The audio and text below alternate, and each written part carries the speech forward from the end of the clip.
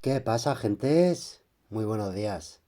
Hoy vamos a ver unas cositas, alguna noticia, el tema de MetaMask y también un poco lo hago porque hace 3 días que no grabo vídeo y no quiero tener la obligación de grabar, pero sí es verdad que si pasa mucho tiempo pierdo el hilo, pierdo el entrenamiento, hay que, hay que seguir, tengo que seguir grabando vídeos para no perder el hilo y seguir un poco aprendiendo e intentando expresarme mejor.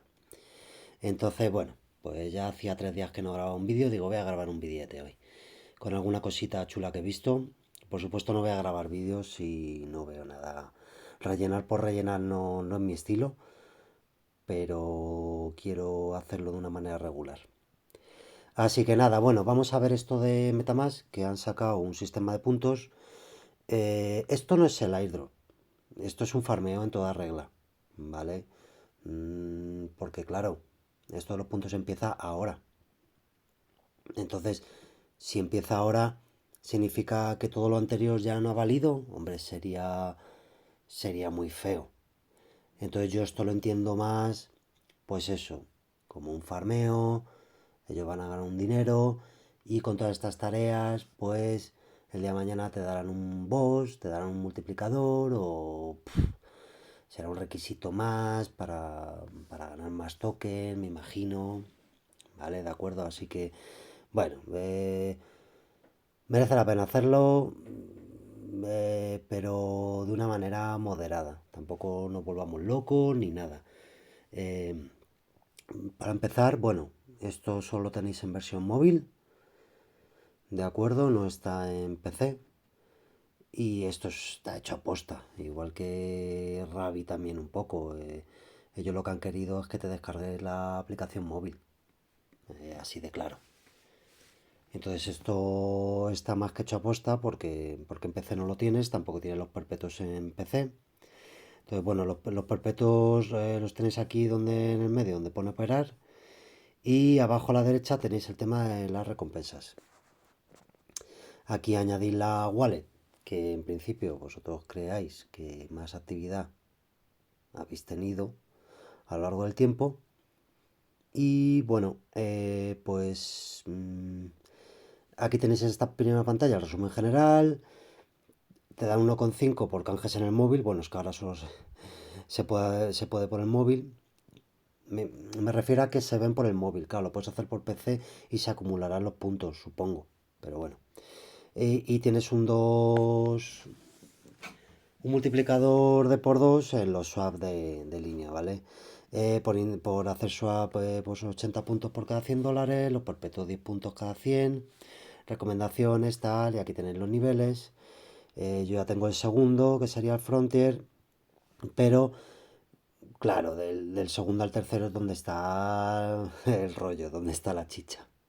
Porque todo el mundo va a tener el nivel 2, pero ¿quién va a tener el nivel 3? Entonces, bueno, es un poco mi objetivo, no sé si voy a llegar. Tampoco, ya os digo que no me quiero volver loco, pero sí me gustaría, como siempre hago cuando farmeo algo, destacarme del resto. Y el nivel 3 lo va a tener muy, muy, muy, muy poca gente. Entonces, bueno, vamos a intentarlo. Que no sea por no intentarlo, esos 25.000 puntos del nivel 3. ¿De acuerdo? Así que nada, solo esto. Esto va a durar 86 días, ya estamos en el día 85 y ya han dicho que no van a farmear más como a la vaca lechera. ¿De acuerdo? Así que esto no se acaba aquí. Esto yo me imagino que va para largo y bueno, como digo, en resumen, hacer alguna cosita de tal manera de que dejemos actividad, consigamos algunos puntos y ya está.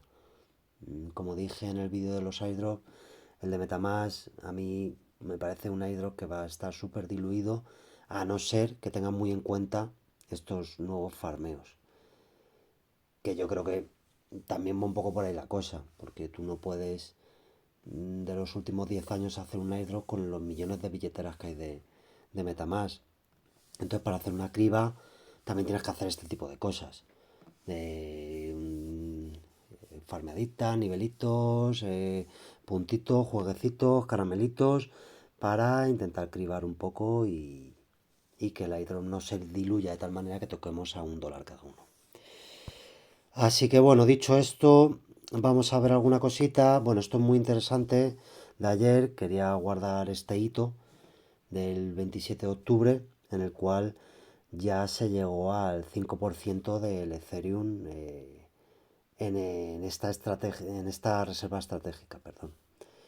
Así que bueno, simplemente dejar constancia de esto, de que el día 27 se consiguió ese 5%. Yo pensé que iba a durar mucho más, pero bueno, ahora estamos en ese periodo que todavía no hemos entrado en el invierno y bueno, de momento esto va así. La primera sigue siendo Bitmain, que tiene 3 millones, luego Sablin, luego Ether Machine, luego la Fundación Ethereum, que como ya sabemos poco a poco se va deshaciendo un poco de los tokens y los que tiene los pone en gel, los pone un poco a generar rendimientos porque era una estrategia que tenía que hacer sí o sí tarde o temprano, porque tener los Ether y nada más que estar vendiéndolos, pues bueno, oye, te puedes financiar poniéndolos en AVE, haciendo un poquito de gel y tal, pues bueno, me parece genial. Y ahí tenemos en 3 4 5 en sexta posición a Coinbase, que también se postuló como defensor a ultranza de Ethereum y que iba a holdear el Ethereum y que no lo iba a vender nunca. Bueno, pues me parece bien. Así que nada, simplemente eso, hemos llegado al 5%, a mí me parece una cifra espectacular. O sea, todo esto le suma al sell stake, si le suman lo que tiene la gente, al final no queda tanto Ethereum. No queda tanto Ethereum, por no decir que queda poquito. Lo que se están llevando las instituciones. Al final te das cuenta de que no hay mucho, el que hay te lo van a quitar. Como siempre digo, te lo van a quitar o porque esté bajo o porque esté alto. ¿Vale? Esto es así. Cuando Bitcoin llegó a 10.000, pues la mayoría de la gente vendió. Es lógico. Entonces, y cuando cayó luego a la mierda, pues también vendió. Y esto es lo mismo. Vosotros imaginaros por lo que sea que Ethereum llega a 25.000. Pues hombre, la mayoría van a vender. Y me incluyo. No todo, pero vas a vender. A 25 vas a vender. Y luego vendrá el invierno y no sé qué y tal. Y volverá a subir y algún día puede que valga 100. Entonces valdrá 100K y tú habrás vendido a 20, 25. Es lógico, te lo habrán quitado. De una manera u otra te lo van a quitar. Y si no, pues de la manera más conocida por todos, que es tirando el precio. Ahora llega a 4, a 5, a 7, a 8, da igual, luego caen, te lo bajan a 2.000, a 2.500 y lo vuelve a vender la gente, ¿no? Entonces yo siempre digo que te lo van a quitar, sea como sea. O por estafas, o por precio alto, o por precio bajo, o por lo que sea. Pero la mayoría de la gente, de las personas, acabará sin Ethereum. Igual que la mayoría de gente, la mayoría de personas retail, no tiene Bitcoin ahora mismo. Porque lo ha vendido. O lo va a vender ya en este ciclo. Está claro. Muy poca gente se va a guardar. Porque la gente tiene que comer. Porque la gente ha invertido y tiene que sacar beneficios. Al final es así. El retail invertimos para tener una vida mejor, para tener un poco de libertad financiera. Las grandes instituciones no. Ellos invierten, por supuesto, para especular, pero pensando en un futuro mucho más a largo plazo que nosotros. ¿Vale? Si tú vendes y te arregla la vida, pues ya está. Pues vendes cuando te arregle la vida. BlackRock no. BlackRock va comprando y va vendiendo, pero se queda ahí porque quiere ser el dueño de ese activo durante toda la historia, ¿no? Del activo. Así que bueno, son estrategias diferentes. Eh, Aquí, bueno, solo por curiosidad, que el otro día hablamos en el vídeo de que Bután iba a utilizar Ethereum para el tema no me acuerdo muy bien qué era, pero era algo así como la identidad digital de sus ciudadanos y tal, y bueno, que también estaba comprando y tal. Y vi el otro día la foto de lo que había invertido. Y joder, es que lo ves y dices, lo tienen claro, ¿no? Esto es igual que El Salvador, que era Bitcoin, Bitcoin, Bitcoin, Bitcoin, Bitcoin, Bitcoin. Bueno, pues Bután es Bitcoin y Ethereum, y no hay nada más. Tenemos aquí que tiene 6.000 Bitcoin y 650.000 Ethereum, y ya está. Y el resto es que no tiene nada. Esto es lo típico que regalan a la gente. Es como a la billetera de Vitalik, que le regalan token. Antes, ahora ya no tanto, pero antes que tenía mucho peso y que decía algo y influía en el mercado y tal, pues le mandaban memes para, bueno, para hacer publi. Entonces aquí tenemos cosas como PIL, LNQ, APU, pues eso, memes que mandan para hacer publicidad. Pero solo tiene dos activos, que es Bitcoin y Ethereum, ¿vale? Entonces, bueno, simplemente eso, que quede claro. Aquí no veo Cardano, no veo Polkadot, no veo Hedera, no veo nada. No veo IOTA, no veo nada. Así que bueno, pues simplemente que quede claro eso. Bueno, la noticia... Esta es la noticia de la semana. A mí me ha encantado, la verdad. Dice, un chamán se apuñala en el corazón para demostrar que es inmortal y muere. Bueno, pues muy bien. Ahí vemos la foto y se llama Teprit Palé. Palé, palé, ale, ale, palé, palé. Entonces, bueno, pues es una noticia de estos sacrificios que han existido toda la vida, de los pales. Y es que él se llama Pale, tenía 25 años y dice, había organizado un acto para honrar a los fantasmas de los antepasados. Bueno, pues eso. Ya sabemos que somos esa gente de bajo costo, mortales y completamente sostenibles. De tal manera de que cuando te mueres, pues al tiempo, pues ya no queda nada, ¿no? Todo va a la madre tierra. Así que bueno, este chamán nos ha demostrado que si te apuñalas en el corazón, mueres. Bueno, pues muy bien. Eh, ha dejado ahí su obra y ha dejado sobre todo su impronta de ser pale. Como buen pale, pues ha hecho su sacrificio. Ese rojo y negro, toda la foto rojo y negro, que quede claro. Nada, me llamó mucho la atención, ¿no?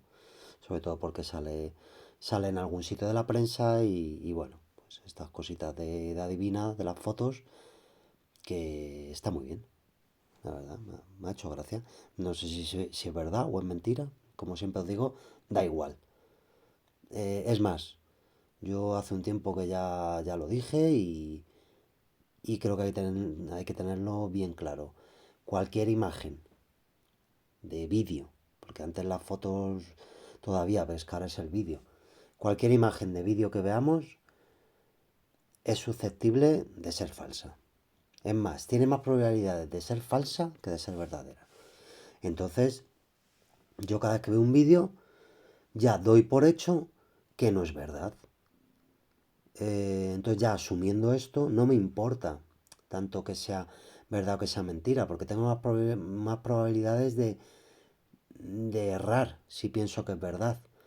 Lo que a mí me interesa es lo que me llega. ¿Qué información me está dando? ¿Qué me quieren decir con esa foto? ¿Qué me quieren decir con ese vídeo? No me interesa ya si es verdad o si es mentira, porque no sé diferenciarlo. Es imposible diferenciar si es verdad o es mentira. Entonces, lo que tienes que intentar ver es qué hay de trasfondo, qué te está enseñando esa imagen, qué te está enseñando ese vídeo, qué colores hay, qué números hay, qué simbología hay. Entonces, bueno, para mí eso es lo importante. Pero ya no hay ninguna forma de saber si un vídeo o una foto es verdad o es mentira. Así que te pueden colar cualquier cosa. Y yo siempre digo que la siguiente, el siguiente hachazo, el siguiente gran sacrificio, la siguiente gran narrativa, como aquella del 2019, vendrá por algo falso. Que ya fue falso anterior, pero me refiero a que lo van a hacer descaradamente con imágenes falsas. Hoy en día tú puedes iniciar una guerra con imágenes falsas completamente y que nadie sepa que son falsas. Puedes hacer llegar a la gente que un sitio remoto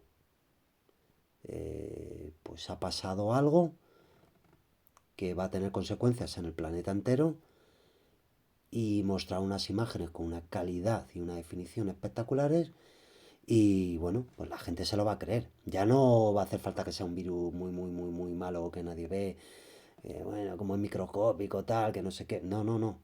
Ahora no, ahora vas a poder mostrar una imagen real de falsa pero real de algo que está sucediendo en el mundo y lo vas a poder replicar porque tú puedes decir mira lo que ha pasado en el pueblo de China, mira lo que ha pasado en el pueblo de Tailandia, anda ahora en África mira lo que ha pasado y luego creas un vídeo en Alemania también de un mutante con la cara verde y los pelos, ¿me entendéis, no? Entonces, bueno, para mí ya digo que lo importante no es tanto si esta noticia es real o no, sino lo que te quiere hacer llegar el videojuego. No sé si algo más. Número de nacimiento. Bueno, pues esto para los que dicen que la agenda no funcionó, ¿no? Bueno, es que la agenda no era solo la agenda que nosotros conocemos. La agenda englobaba muchas cosas. La agenda era esa chapita de muchos colores y englobaba muchas cosas. Y entre esas cosas englobaba esas políticas también europeas y del primer mundo bueno, de, de no tener niños, de comer ciertas cosas, de tener una vida más austera, de sostenibilidad. Sostenibilidad, sostenibilidad. Y bueno, vemos como a día de hoy, es más, es que ya se ha muerto el Papa y podéis ver cómo seguimos hacia esa sostenibilidad en cualquier ámbito de la vida. Todo está mucho más caro, sostenible. Cada vez nacen menos niños, sostenible. Cada vez se comen menos productos naturales y más falsos, sostenible. Es decir, el modelo al que vamos, sostenible. Todo va hacia eso. Y las gráficas están ahí. Hay más perros que personas ahora mismo. La gente prefiere tener un perrito que un niño. ¿Por qué? Porque influyen muchísimas cosas. Poder adquisitivo de la gente, imposibilidad de tener vivienda, menor calidad de vida, en fin, es todo un compendio. Las políticas, esas políticas, pues eso, de sostenibilidad, que le han hecho creer a la gente, ¿no? Que tú eres el malo y bueno, pues todo eso. Yo, pues ni es malo ni es bueno, creo que es un proceso natural del videojuego en el cual estuvimos muchísimos años expandiéndonos a más, a más, a más. El ser humano cada vez iba más, éramos más y bueno, llega un momento que tiene que bajar. Y no baja porque sí, baja por una serie de cuestiones, o sea, baja porque sí respecto a lo que es el videojuego, a esa sostenibilidad, a esa balanza, a ese sistema que tiene que ser sostenible en el universo y en el videojuego para poder seguir adelante, pedal izquierdo, pedal derecho. Entonces, bueno, pues nos encontramos en esta situación, que veis que la gráfica sigue cayendo, que la Agenda 2030 se ha acabado, por supuesto, porque ya es otra agenda, pero la sostenibilidad se ha quedado para mucho tiempo, para mucho tiempo. Nosotros no veremos el final, por supuesto. Esto serán cientos y cientos de años y bueno, llegará un momento que tocará a fondo y volverá otra vez a crecer esa curva de la población y bueno, en general, volverá un poco todo para arriba. Ahora la narrativa es a menos, todo a menos. fábricas a menos, la energía a menos, todo va a menos. Bueno, esto simplemente comentarlo por encima, lo de Aero Ignition, bueno, no sé si por encima, porque luego tengo ahí unas cositas, sí, vamos a entrar un poquito más en detalle para comentar lo que ha pasado con esto de Aero Ignition. El otro día hice la captura, esta fotito, de cómo, bueno, yo creo que como es la novedad, pues está tendiendo mucho al voto. Vamos a irnos a Twitter, a ver si tengo alguna cosita por aquí. Eh, bueno, aquí no sé qué nos dice, que tengo ya aquí guardado de Eigenlayer. Así es como se ve la adopción institucional de Ethereum. 200 millones de Ethereum en poder de Sarlink, una empresa pública implementados en línea y restaqueados en Etherfi, asegurados por Eigen y custodiados por Anchorage. Bueno, pues es un poco, esto lo guardé porque es un poco ese roadmap institucional, ¿no? Es decir, un fondo de esos que hemos visto antes de la reserva estratégica de Ethereum, pues tiene Ethereum, luego, curiosamente, lo pasa a línea, que es curioso esto. Todavía no sé muy bien el papel de línea, yo siempre he dicho que es un poco como esa red de pruebas, pero últimamente me estoy decantando más por ser esa L2 institucional. Vale, yo creo que después de haberle dado muchas vueltas, me quedo con eso, con que línea va a ser la L2 institucional, porque a nivel retail, a nivel nosotros, a nivel machanguito, a nivel particular, no te aporta absolutamente nada, no te aporta nada. No tiene nada de novedad, no tiene ninguna... Es que no tiene absolutamente nada. Pero, bueno, digamos que si algo tiene, pues es algo detrás, a Ethereum detrás, tiene esa fiabilidad, tiene ese respeto, tiene esa confianza.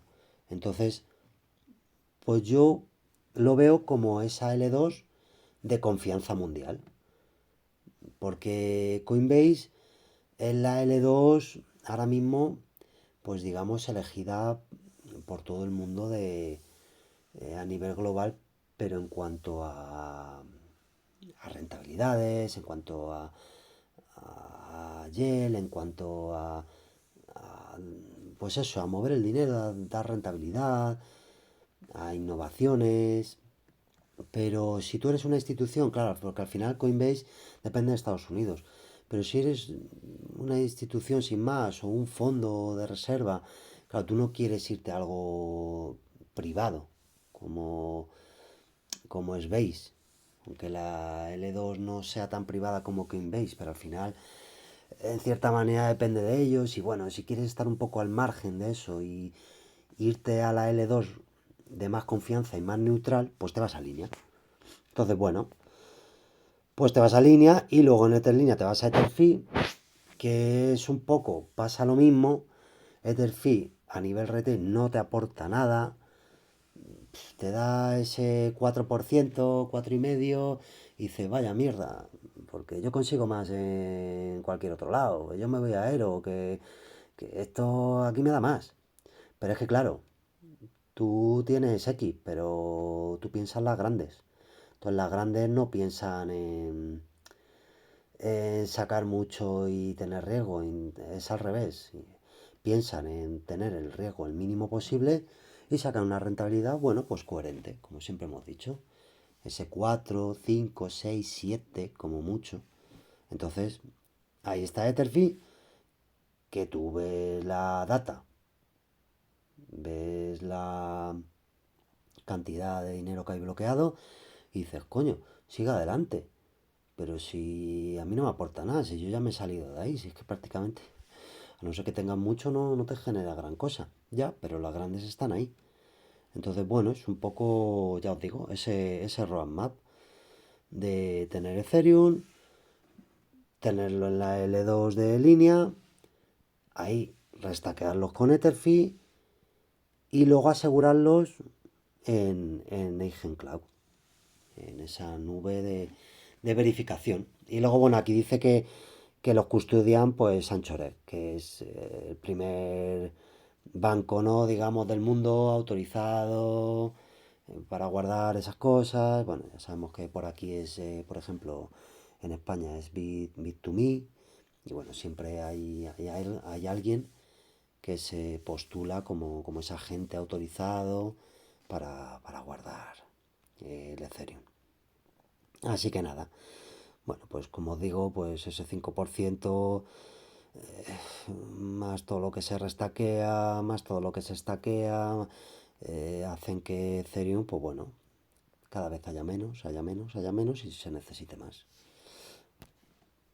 Vamos a pasar al siguiente. Bueno, esto de Mega Ethereum, que lo vi el otro día por encima, la verdad es que entré, digo, un poco por especular, digo, voy a meterle 100 dolaretes, mira que no tocaba ni con un palo, pero vi tanto FOMO que digo, venga, le voy a meter aquí a la ICO, le voy a meter 100 dolaretes, a ver cómo va la cosa y a ver si lo multiplico por dos y oye, me pego una cena.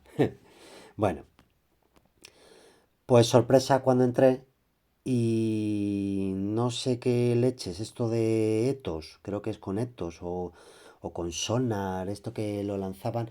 El caso es que al ser una ICO, al ser un lanzamiento privado, pues tienes que pasar tienes que pasar el proof of humanity, ¿no?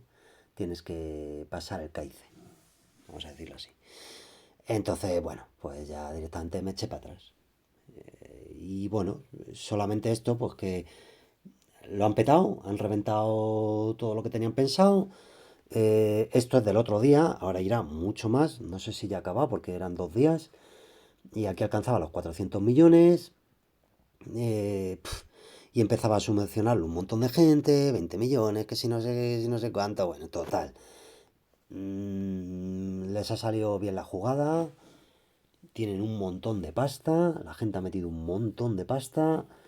Así que bueno, pues especulativamente lo están haciendo de puta madre. ¿Ellos qué están haciendo? Pues no sé. No veo nada. Que funcione, no hay nada. Ahora, FOMO y millones de dólares detrás, un montón. Así que solo deciros eso, que para entrar en la preventa había que hacer un KIC. Entonces yo, pues me retiré. Vamos a ver. Esto lo estuve guardando el otro día de la Aero Ignition, que he visto varias cositas. Y bueno, vamos a repasarlo un poco otra vez, muy por encima, no quiero que se haga muy largo. Como os comentaba, esto de Aero Ignition cambia un poco las reglas del juego, de tal manera de que esos BAERO holders eran los primeros en poseer los tokens de esos lanzamientos, de esos protocolos que habían elegido lanzarse en Aero. Y bueno, cambiaba un poco el paradigma, porque hasta entonces siempre los tokens se habían lanzado en los on-chain. Siempre un exchange, habían pagado, sacan, ellos habían sido los primeros en tener los tokens, sale a un precio de mercado muy especulativo, en el cual sube mucho y luego cae enseguida. Y bueno, pues esto se intenta cambiar un poco, ¿no? Eh, entonces, vamos a ver qué nos dice aquí. Bueno, pues eso, que lo primero que tienes que hacer para entrar en esto de Ignition, de Aero, y participar y ser de los primeros en conseguir el token, bueno, pues es tener Aero bloqueados, compás Aero, no sé qué. Luego botas, que por cierto decir que ya os digo que se ha ido a las nubes, yo creo que por un tema simplemente de la novedad. Yo otro día lo miré y creo que estaba cerca del 15% de los votos de Aero y eran más de 100 millones de Aero bloqueados, ¿no? Entonces votas por esos tokens que ha salido, en este caso este token, el lead key, daba un 1% para repartir, lógicamente se va a diluir un montón porque se ha votado un montón. Y bueno, pues ¿qué consigues? Pues como votante ahora será otorgado su parte de un token que no se ha comercializado antes y puede elegir qué hacer con él. Y esto para mí es, bueno, la clave de todo y lo interesante. Tú vas a tener un token que no se ha comercializado antes en ningún sitio, no está en el mercado, tú lo tienes el primero y tienes varias opciones. Dice aquí, puedes venderlo, una vez te la hayan dado, ya puedes venderlo en Aero, puedes holdearlo lógicamente o puedes montar un pool de liquidez. Entonces, bueno, dice aquí, ahora tienes en tus manos un token que acaba de lanzarse y la única forma de liquidez inicial es a través de los LP de Aero, lo que significa que muchas tarifas comerciales, debido a que las personas compran y venden, bueno, pues eso, que es interesante. Es decir, tú vas a ser también el primero en montar un pool. El mercado toma el control y tenemos un precio orgánico del token. Este lanzamiento no solo pone fin a esta época, dice que el IP Protocol asignará un total de 4% de su suministro como incentivos. Total, el 1% en esta época y luego el otro 3% se dividirá entre las épocas siguientes. Entonces vemos como es un 1% que aporta este protocolo, pero luego va a haber un 3% más, supongo que un 1% por cada época, que van a ir dando como recompensa de tanto de los votos como a los que tengan los pools montados. No sé si hay algo más por aquí. Bueno, este es el pantallazo que le había hecho el otro día. Hablar de ese 15%, que ese 15% de este protocolo Ignition significa que te van a recompensar con aeros, pero nunca se va a superar ese 15% de rebase de aeros para esto de Ignition. ¿Por qué? Pues por lo que está pasando. Porque si todo el mundo se va a votar esto de Ignition, un poco queriendo especular, entonces ¿qué pasa? Que quitaríamos todo el rebase, todos los incentivos en token aero a lo que realmente tiene chicha, a lo realmente importante, que son a los pools de Ethereum y a los pools de Bitcoin. Entonces, han hecho un poco el corte este, como se explicaba el otro día, que no lo entendía muy bien, pero ya lo entiendo, y es simplemente eso. Yo te voy a dar recompensas de aero a esto de Ignition, pero nunca va a sobrepasar el 15%, porque yo tengo que mantener esos aeros para recompensar a lo que es de verdad orgánico y lo que realmente importa, que son esos pools de Ethereum y de Bitcoin. ¿De acuerdo? Y bueno, aquí sí creo que esto sé de qué va, si no recuerdo mal. Eh, Porque ellos, a ver cómo dicen, es que ellos cuando tú ves la ventanita de esta de Ignition y ves al lado lo que llaman el FDV implícito, pues bueno, están ahí que sí, que esa no es la palabra, que no sé qué. Bueno, yo os lo resumo.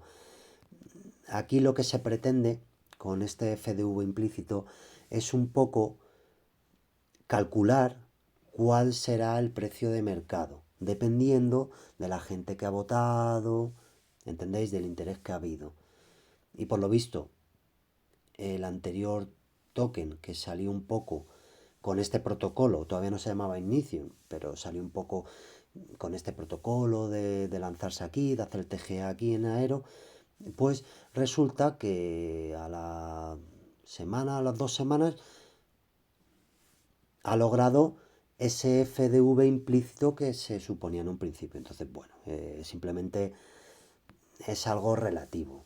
Es decir, yo veo ese TGE, veo ese protocolo Ignition, cómo ha salido en Aero, cuántos votos ha atraído, y dependiendo de esos votos atraídos, puedo un poco calcular cuál va a ser el precio a mercado que va a salir, dependiendo de esos aeros bloqueados que los he votado por ese token. No sé si me entendéis. Es simplemente eso, no tiene más chicha, ya que están diciendo un poquito, pues que no sé si está bien dicha la palabra, no está bien dicha, y bueno, están un poquito peleando un poquito por esa frase. Así que nada más, bueno, pues un poco era esto. Eh, yo voy a dejar por último con este vídeo de la doctora Olaya, porque el otro día me fui a hacer un análisis de sangre y bueno, pues la verdad es que tengo cositas mal, que hay que ver de dónde vienen, pero de las dos cositas que tenían mal, una no es tan mala. Resulta que una no es mala, sino que una es buena, porque me salía que el colesterol bueno lo tenía alto. Y el médico me dice, "Pero esto lo tienes muy alto, tienes colesterol súper alto y bueno, mira, aquí te paso una tabla porque que tomas mucho chocolate, que tomas mucho no sé qué". Yo, no, no, no, no, porque es que tienes que bajar las grasas saturadas y no sé qué y no sé cuánto. Y yo le decía, bueno, bueno, vale, vale. Entonces, bueno, simplemente, pues eso, que como ya sabemos, si vais a hacer una analítica y os salen la grasa, el colesterol malo, alto, pues bueno, que sepáis que es el bueno y que está bien. Que eso es una buena señal. El bueno, tenerlo bajo y el malo, tenerlo alto. Es buena señal porque eso significa que tienes grasas buenas de las chachipirulis para las mitocondrias. Y bueno, me ha gustado mucho este vídeo, que dura 12 minutos. El que no quiera ya que lo deje aquí y el que no, pues que lo oiga porque la verdad es que está muy mm, bastante bien resumido. Nosotros hemos ido un poquito más lejos con el tema de las mitocondrias y tal, pero bueno, es un resumen un poquito, pues eso, bien explicado, de una manera así, poquito técnica, por una profesional. Y bueno, pues simplemente me ha gustado y lo quería traer aquí. Así que nada, que paséis buen miércoles, ser felices y cuidar vuestras mitocondrias. Digo que es completamente inútil. Si tu médico sigue hablando en términos de colesterol bueno y colesterol malo, cambia de médico ya. Este vídeo no es un vídeo al uso, es una auténtica masterclass compuesta de diferentes conceptos que, aunque notes que por el camino puedes perderte un poquito, te invito a que llegues hasta el final, porque todos ellos van a confluir en una idea general que te va a cambiar la vida por completo. Desde mediados de los años 80 se puso en marcha una maquinaria propagandística brutal para culpar a la molécula de colesterol de la enorme mayoría de las enfermedades cardiovasculares humanas. Concretamente, la molécula de colesterol transportada por la lipoproteína LDL de baja densidad fue marcado como molécula mortífera en base a estudios científicos carísimos y publicaciones que han tenido un enorme calado científico. A pesar de su débil evidencia, pero gracias a la presentación de sus resultados de una manera descaradamente manipulada. A pesar de que tanto el colesterol como la molécula que lo transporta, la LDL, cumplen funciones importantísimas en el organismo humano, el lavado de cerebro de los médicos en formación, entre los cuales yo me incluyo, y de tantos otros profesionales de la salud, y los medios de comunicación serviles al poder de la industria farmacéutica, consiguieron que unos estudios con una validez externa bastante cuestionable cambiasen por completo la historia de la práctica clínica médica e influyesen radicalmente en las recomendaciones dietéticas que todavía siguen hoy vigentes 40 años después. Y todo ello con el objetivo de satanizar y temer al colesterol y a las grasas en general, así como promover la prescripción y venta de los fármacos que inhiben su síntesis, llamadas estatinas, exagerando descaradamente los beneficios de estas y ocultando sus impresentables riesgos. Y a la vista está que la gente en el primer mundo, hoy por hoy, come las grasas saturadas con muchísima prudencia. La carne, los huevos, la mantequilla, el bacon, por ejemplo, porque lo que les han contado es que mucho cuidado con eso, que sube el colesterol. Y luego, encima, las estatinas son uno de los fármacos más prescritos en la historia de la farmacología. Y aún así, las enfermedades cardiovasculares 40 años después siguen disparadas y siguen siendo la primera causa de muerte de la población del primer mundo actual. No hace falta ser Einstein para darse cuenta de que algo falla. Y lo que está clarísimo es que a día de hoy la única que ha salido claramente beneficiada ha sido la industria. ¿Y entonces por qué se culpó al colesterol en toda esta película, que ya os digo que es completamente inocente? Bueno, pues por dos motivos. El primer motivo es bastante simplista y suena bastante a Barrio Sésamo. Espero no reírme mientras os lo cuento. Resulta que cuando uno ve una arteria obstruida por aterosclerosis, lo que ve en su interior es grasa, con lo cual se dedujo automáticamente que esa grasa era la culpable de la obstrucción. La grasa era la raíz del problema. Cuando uno analiza esa grasa depositada, concretamente es colesterol transportado por lipoproteína LDL, y por eso le pusieron la etiqueta automática de colesterol malo, a pesar de que el valor de los niveles de LDL colesterol como marcador de riesgo cardiovascular es ridículo. Así que dejar de mirarlos tanto, que ahí no es. Ahora os explico por qué. El segundo motivo por el que se culpó al colesterol fue porque el bloqueo farmacológico de la síntesis de esta molécula resultó ser una diana terapéutica muy rentable. Casualmente se descubrió y se patentó nada más aparecer los estudios que señalaban al colesterol como molécula mala, generando unos enormes beneficios económicos, a pesar de haber demostrado unos efectos clínicos realmente ridículos sobre la mortandad cardiovascular, y a pesar de la enorme repercusión de los efectos adversos que tiene, que me parece que poca gente conoce. Básicamente se pasaron por el forro la relación beneficio-riesgo. La molécula de colesterol es importantísima y esencial para la vida humana, y entre sus funciones incluye: es el precursor de la síntesis de la vitamina D, también de las hormonas sexuales, estradiol, progesterona y testosterona. Es también el precursor de la síntesis del cortisol y de la aldosterona. Forma parte estructural de la membrana celular de todas las células del cuerpo. Participa en la síntesis de los ácidos biliares y es el componente indispensable de la vaina de mielina que recubre las neuronas. Casi nada, como para ponernos a jugar con ella. Y si afirmamos que el colesterol no es el culpable del endurecimiento y la oclusión de las arterias, ¿quién es el culpable? Se nos enseñó como mantra que el combustible energético principal del funcionamiento del cuerpo humano es la glucosa, bien por ingesta directa de dulces o de frutas, o por la descomposición de carbohidratos más complejos, como el pan, la pasta, la patata, el arroz, ya sabéis. E incluso se nos llegó a contar que las neuronas únicamente funcionan a base de glucosa, lo cual es completamente falso. Pues bien, cuando el organismo utiliza la glucosa como combustible energético principal, tal y como nos han dicho que tiene que ser, las mitocondrias, que son las organelas celulares encargadas de actuar como centrales energéticas, convierten la glucosa en energía, pero a cambio generan una enorme cantidad de residuos metabólicos conocidos como radicales libres o especies reactivas de oxígeno, que son los principales causantes de la oxidación celular, de su envejecimiento y de su daño.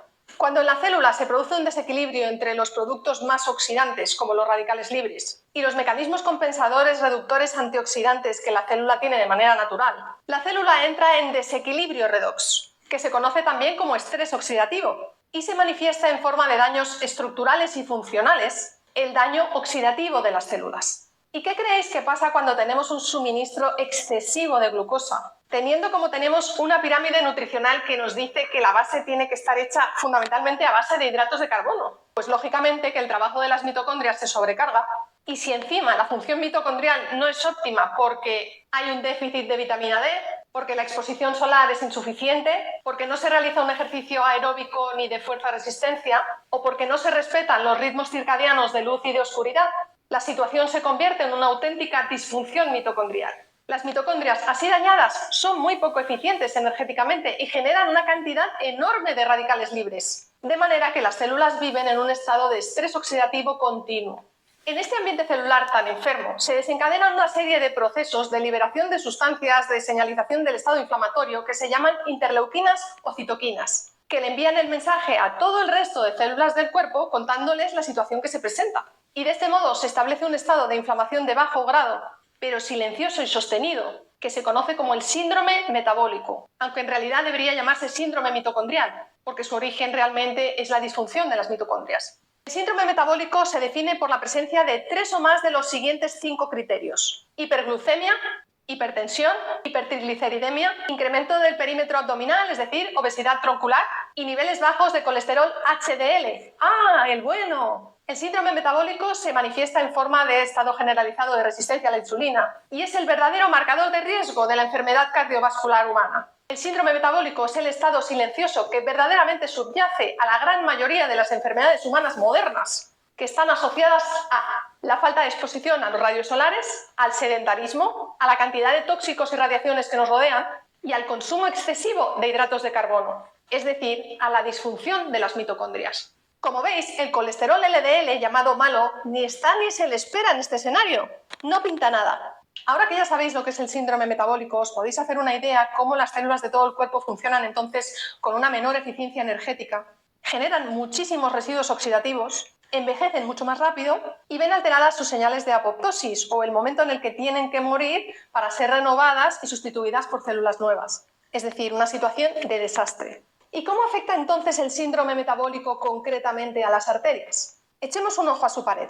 En condiciones normales, la pared interna de las arterias está tapizada por una capa única de células muy suave, denominada el endotelio vascular. Yo la conozco muy bien porque la veo bajo el microscopio a menudo cuando conecto vasos entre sí con las microcirugías. Lo que nos han contado clásicamente es que la aterosclerosis se debe al depósito e infiltración de grasas, concretamente de colesterol LDL, sobre esta capa de endotelio, provocando su inflamación y endurecimiento, que finalmente aboca en la obstrucción del flujo de sangre, que se manifiesta externamente en forma de infartos cardíacos, infartos cerebrales y disminución del flujo de sangre a los miembros inferiores, llamado también isquemia periférica. Pero lo que sucede en realidad es completamente lo contrario. En el estado de inflamación generalizada, silente y de bajo grado, llamado síndrome metabólico, las células del endotelio vascular también se ven afectadas. En su interior también se produce la disfunción de las mitocondrias y la acumulación de los radicales libres. Y el daño oxidativo se manifiesta estructuralmente en la pérdida de una capa superficial aislante que se llama el glicocálix de la célula endotelial. Cuando la célula endotelial pierde la capa aislante del glicocálix, comienza a dejar pasar a su través sustancias y células que normalmente no deja pasar. Y cuando las moléculas de colesterol con LDL, que van tan tranquilamente circulando por la sangre y por los vasos, y a las que llevan 40 años a las pobres llamándolas malas, entran en contacto con estas células endoteliales sin glicocálix, detectan el daño y acuden en ayuda para tratar de retapizar la superficie y devolver la impermeabilidad. Pero al ser el daño oxidativo de la célula endotelial tan intenso, entran en contacto con este ambiente oxidativo tan malo que se oxidan y se pudren, de manera que desencadenan una reacción inflamatoria local muy intensa para tratar de limpiar todo eso. Los macrófagos, que son como las células barrenderas, tratan de engullir las LDL y se transforman en células espumosas. Y las células espumosas comienzan a liberar un montón de moléculas señalizadoras de la inflamación a su vez. Y se establece un auténtico círculo vicioso de LDL oxidada y podrida, macrófagos incapaces de comérselas todas, la llegada de muchísimas células inmunes como respuesta a la señal de inflamación, la vasoconstricción como consecuencia de la falta de producción de óxido nítrico, la muerte celular por citotoxicidad y la fibrosis y endurecimiento por reacción de la capa muscular de la pared arterial. Todo este desastre confluye en la formación de la llamada placa de ateroma. Según la hipótesis del colesterol malo, que es la que defiende la AHA, la Asociación Americana del Corazón, que es la que mueve la pasta, la oclusión arterial de las enfermedades cardiovasculares se origina en el depósito de la grasa. A continuación hay inflamación, que genera todavía más depósito de grasa, y finalmente provoca la aparición de la placa de ateroma. Pero la hipótesis del colesterol inocente, que es la que hoy os propongo, afirma que todo comienza en la inflamación sistémica y en la disfunción de las mitocondrias. Secundariamente se deposita el colesterol oxidado y podrido, que induce más inflamación todavía, y finalmente se genera la placa de ateroma y la oclusión de las arterias. Conclusiones. La ciencia oficial no defiende la hipótesis de que el colesterol LDL es bueno e inocente porque no genera dinero, porque el síndrome mitocondrial o metabólico puede ser perfectamente revertido mediante medidas súper sencillas y baratas que favorecen el buen funcionamiento y la salud mitocondrial, como son la exposición a la luz solar y la preservación de los ritmos circadianos. Nos aseguran unos buenos niveles de vitamina D y una correcta síntesis de la melatonina. Ejercicio físico aeróbico y de fuerza-resistencia. Una correcta gestión del estrés y del descanso. Minimizar tóxicos y radiaciones. Los ayunos y una dieta muy baja en hidratos de carbono o incluso cetogénica, basada en proteínas y grasas saturadas, de esas que nos decían que eran terribles porque subían el colesterol, y monoinsaturadas, hacen que el combustible principal de las mitocondrias deje de ser la glucosa y se convierta en las cetonas, que son sintetizadas en el hígado. Es la forma de funcionar del metabolismo de nuestros ancestros en las épocas de escasez de alimento. Con las mitocondrias funcionando a base de cetonas generando energía, el sistema es energéticamente muchísimo más eficiente y genera infinitamente menos residuo oxidativo. Y todo esto sin medicamentos. Ahora bien, exige una rotura total y completa de todas las creencias que nos han metido en la cabeza a lo largo de estos últimos 40 años. Y un compromiso personal profundo con un cambio de hábitos para mejorar nuestra salud. Qué fuerte, ¿eh? ¿Cómo se te queda el cuerpo?